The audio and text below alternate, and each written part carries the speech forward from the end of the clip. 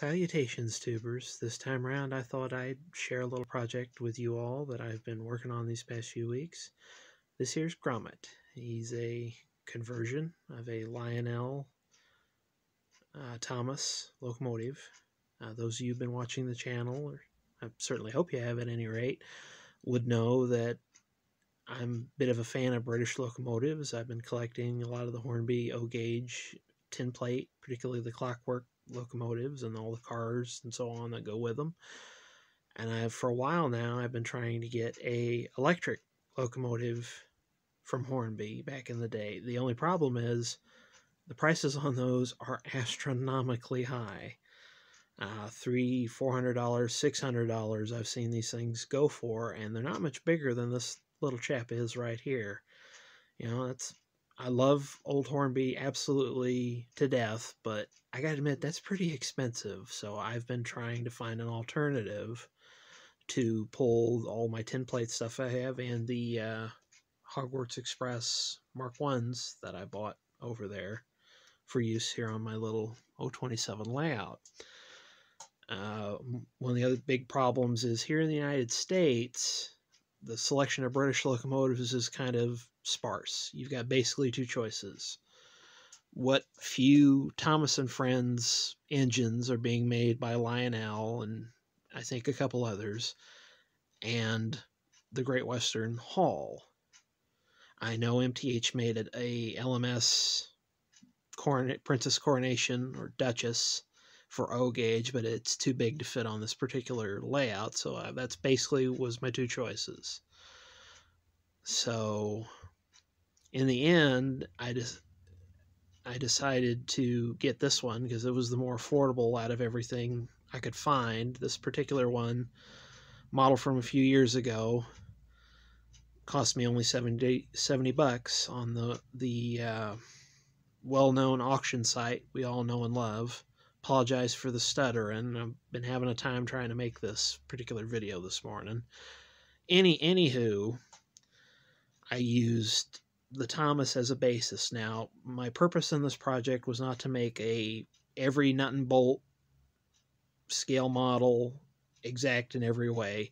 I just wanted to take the basic model and spice it up a little bit, make it look a little bit more realistic. So to that end, I took the face off of Thomas, and trust me, I've been ribbed absolutely to death by everybody who knows this project about taking the face off. So all the Thomas fans out there, I do apologize. I love Thomas and all the stories immensely, but you know, back when the Reverend did his model railway layouts, they didn't have faces on them. They had smoke boxes like this one does. So I went out to Shapeways and I ordered a 3D printed British style smoke box that would fit this particular engine, along with a Westinghouse pump, and everything else, all the add-on parts I made myself using wood.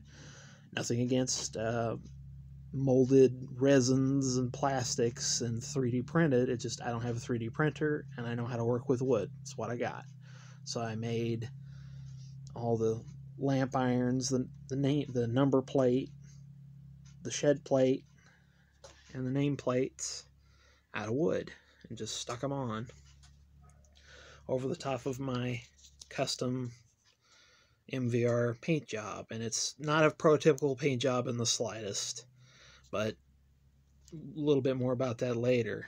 The only other real thing I did to it was, besides putting another shed plate on the back, was I colored in the little tail lamp there so it's red. And I didn't put any lamp irons back here because the locomotive only has one coupler, so you're only ever going to see it from the front pulling something anyway. So in that particular usage, putting extra tail lamp irons on there, a little extra work. I might do it in the future, but until then, good enough. And I added some real coal to the coal bunker. Well, I say real coal, but it's not actually coal. It's black aquarium gravel. A little easier to come by than coal in these parts. And texture is about the same, so just spread a little glue in and glued in some extra coal. And I made the little water fillers here and put little copper wire handles on them. Little overscaled, but it does the job. And as to why, my little headcanon on this little project, my thinking is that instead of if anybody knows the basis of this particular locomotive, which is an LBSC E2, you'll know they only made 10 of them, and they went from 100 to 109. Later, under BR, it was 32-109 was the last one. But this one is 32-111. My thinking there is I left room for a certain little blue you-know-who and just added one more. It was a little trick that the Reverend Audrey used to use for his fictional locomotives. He would just take however many locomotives there were, whatever the number ran to, and add one on. So that way somebody couldn't come along and say, oh, that can't possibly be that particular engine. That one was scrapped donkeys years ago, or that one couldn't have been there. It was here. So he just made up his own and added an extra number. So I took one out of the Good Reverend's book and did that with this. My thinking is that the people who run my railway bought this locomotive along with all the little Hornby ones I have as a fictional subclass of British engines. I'm still working on the hows and the whys, but basically they saved them from scrap and brought them over here. Well, when they bought them, they had good enough sense to say, look, we don't want junk ones, we want good ones. And the original purpose was they were just going to be curiosities. They were going to be in a little museum and people would come to look at them. But when they arrived, they were in such good shape, and the MVRR's steam power was a little lacking. They needed the extra help, so they decided, well, let's go ahead and try running these things. So they made a few modifications. They put bells and all the other required stuff on there. They got an exemption to leave cow catchers off of them so they wouldn't have to put cow catchers on them. Another long story for another time about ICC and the FRA regs. But anywho, this particular engine is used in commuter and excursion service and for running the occasional local passenger train when it's needed. And it's basically one of the railroad's showpieces. Just a neat little engine to have. And one more little touch I'm kind of proud of is the shed plate number. For those of you who are you'll notice it's 70I. Now, according to the tables of all the British Railways shed plates, that particular plate equals Southampton docks. Now, I don't know if any of the original E2s were actually allocated to Southampton Docks shed. I know they certainly worked on the docks in their last years before they were taken out of service and scrapped. But I decided to put that particular number on the plate as like a little nod to the E2 and its history. And I guess don't really have much more to say on it. I've still got a little more work I'd like to do on it. I'd like to make some little lamps to hang on the lamp irons. A couple little other things. But for the most part, I think it turned out pretty good. Runs good. Looks good. So I'm happy. And I guess before we sign off here, I'll go ahead and show it running. Get the transformer plugged in and go pick up those Mark 1s and take them for a spin around the layout. Here we go.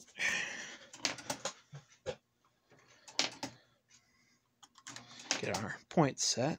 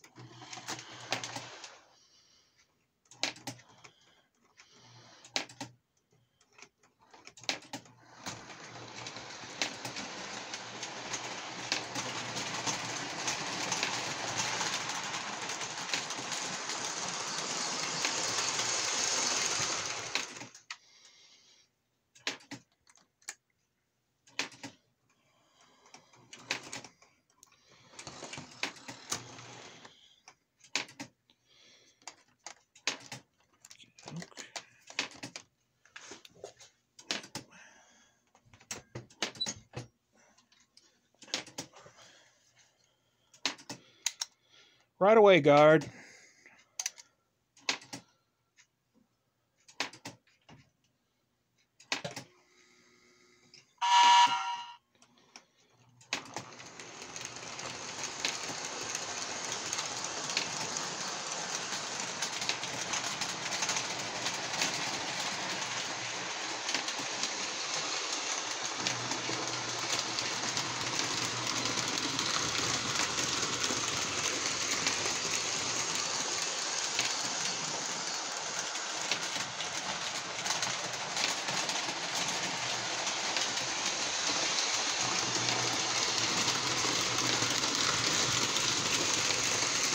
Sweet as a nut.